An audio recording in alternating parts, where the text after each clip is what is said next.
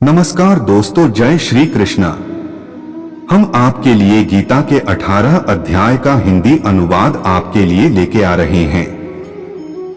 गीता ज्ञान हर मनुष्य को होना जरूरी है, क्योंकि यह यथा ज्ञान का भंडार है।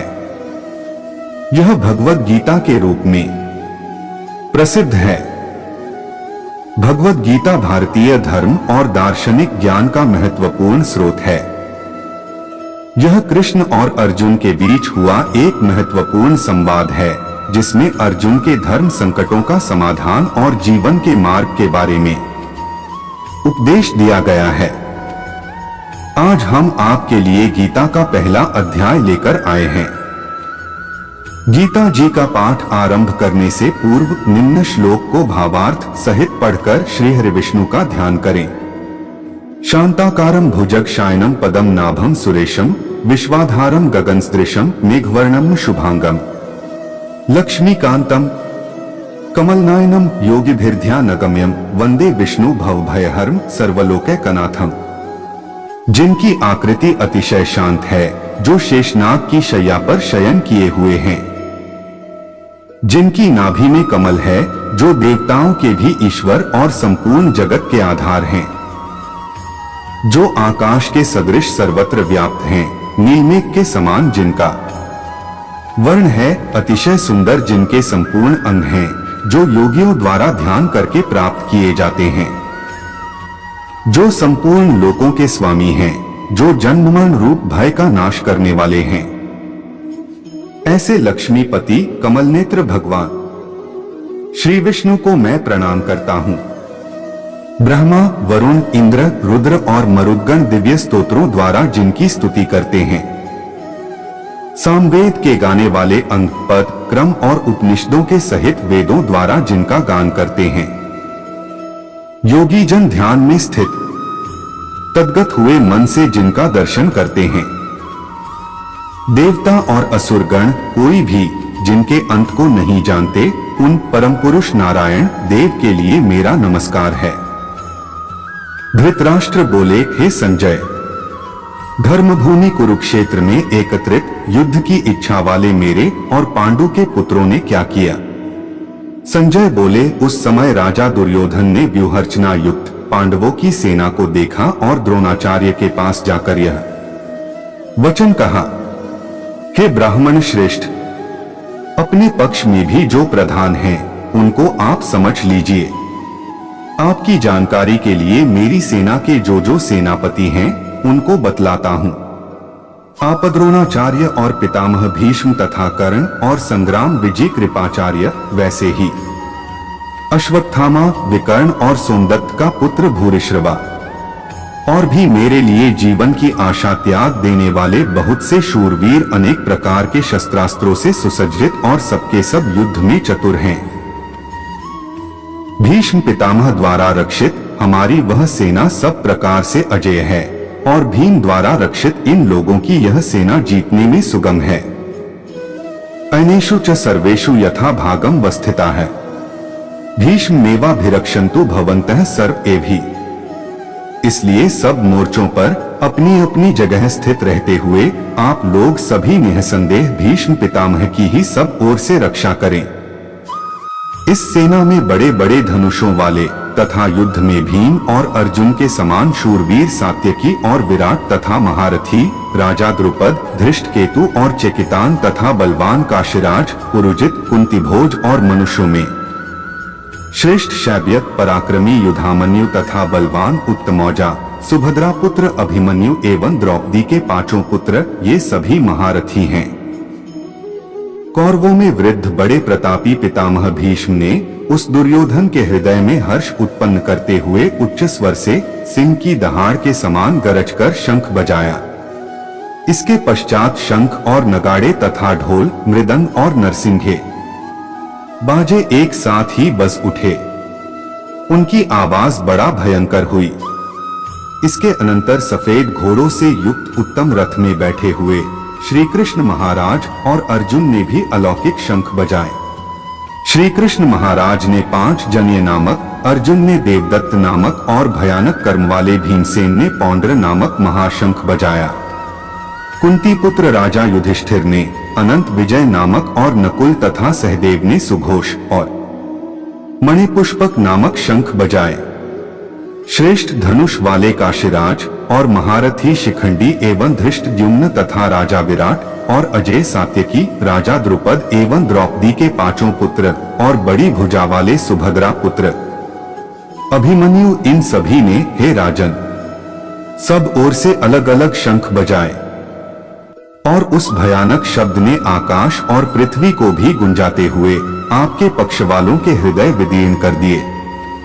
हे राजन, इसके बाद कपिध्वज अर्जुन ने मोर्चा बांधकर डटे हुए धृतराष्ट्र संबंधियों को देखकर शस्त्र चलाने की तैयारी के समय धनुष उठाकर ऋषिकेश श्री कृष्ण महाराज से यह वचन कहा, हे अच्युतनंदन, मेरे रथ को दोनों सेनाओं के बीच में खड़ा कीजिए और जब तक कि मैं युद्ध क्षेत्र में डटे हुए युद्ध के अभिलाषी इन विपक्षी योद्धाओं को भली प्रकार देख न लूं कि इस युद्ध में मुझे किन किन के साथ युद्ध करना योग्य है, तब तक उसे खड़ा रखिए। दुर्बुद्धि। दुर्योधन का युद्ध में हित चाहने वाले जो ये राजा लोग इस सेना में आए हैं, इन युद्ध करने वालों को मैं देखूंगा। संजय बोले, हे धृतराष्ट्र, अर्जुन द्वारा कहे अनुसार महाराज श्री कृष्णचंद्र ने दोनों सेनाओं के बीच में भीष्म और द्रोणाचार्य तथा संपूर्ण राजाओं के सामने उत्तम रथ को खड़ा कर इस प्रकार कहा कि हे पार्थ, युद्ध के लिए जुटे हुए इन कौरवों को देख। इसके बाद पृथापुत्र अर्जुन ने उन दोनों ही सेनाओं में स्थित ताऊ चाचों को, दादों परदादों को, गुरुओं को, मामाओं को, भाइयों को, पुत्रों को, पौत्रों को तथा मित्रों को, ससुरों को और सुहृदों को भी देखा। उन उपस्थित संपूर्ण बंधुओं को देखकर कुंती पुत्र अर्जुन अत्यंत करुणा से युक्त होकर शोक करते हुए यह वचन बोले। अर्जुन बोले, हे कृष्ण, युद्ध क्षेत्र में डटे हुए युद्ध के अभिलाषी इस स्वजन समुदाय को देखकर मेरे अंग शिथिल हुए जा रहे हैं और मुख सूखा जा रहा है तथा मेरे शरीर में कंपन एवं रोमांच हो रहा है, हाथ से गांडीव धनुष गिर रहा है और त्वचा भी बहुत जल रही है तथा मेरा मन भ्रमित सा हो रहा है, इसलिए मैं खड़ा रहने को भी समर्थ नहीं हूं। हे केशव, मैं लक्षणों को भी विपरीत ही देख रहा हूं तथा युद्ध में स्वजन समुदाय को मारकर कल्याण भी नहीं देखता। हे कृष्ण, मैं न तो विजय चाहता हूं और न राज्य तथा सुखों को ही। हे गोविंद, हमें ऐसे राज्य से क्या प्रयोजन है अथवा ऐसे भोगों से और जीवन से भी क्या लाभ है।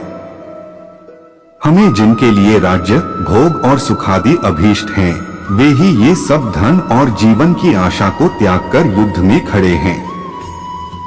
गुरुजन, ताऊ चाचे, लड़के और उसी प्रकार दादे, मामे, ससुर, पौत्र, साले तथा और भी संबंधी लोग हैं। हे मधुसूदन, मुझे मारने पर भी अथवा तीनों लोकों के राज्य के लिए भी मैं इन सबको मारना नहीं चाहता, फिर पृथ्वी के लिए तो कहना ही क्या है। हे जनार्दन, धृतराष्ट्र के पुत्रों को मारकर हमें क्या प्रसन्नता होगी। इन आत्ताइयों को मारकर तो हमें पाप ही लगेगा। अतएव हे माधव, अपने ही बांधव धृतराष्ट्र के पुत्रों को मारने के लिए हम योग्य नहीं हैं, क्योंकि अपने ही कुटुंब को मारकर हम कैसे सुखी होंगे।